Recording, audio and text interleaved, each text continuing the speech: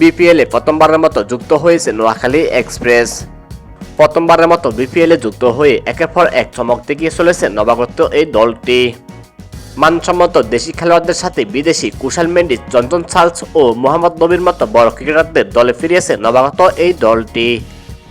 Noakhali express দলটির একের পর এক এমন চমকের পর যখন প্রশংসিত হচ্ছিল সোশ্যাল মিডিয়ায়, ঠিক তখনই বিতর্কের জন্ম দিলেন নোয়াখালীর মালিক রতন সাহেব। গতকাল নোয়াখালীর মালিক গণমাধ্যমের সাথে মুখোমুখি হন। গণমাধ্যমের সঙ্গে আলাপকালে রতনকে জিজ্ঞেস করা হয়, জাতীয় দলের উইকেটরক্ষক ব্যাটার জাকের আলী অনেক কি নোয়াখালীর অধিনায়ক হতে পারেন?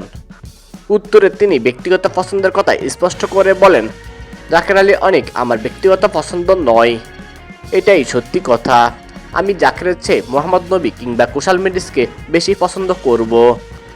আর তার এমন মন্তব্যের পর সোশ্যাল মিডিয়া চলছে তাকে নিয়ে সমালোচনা। তো দর্শক, নোয়াখালী মালিকের এমন মন্তব্য নিয়ে আপনার মতামত কি জানিয়ে দিন কমেন্ট করে।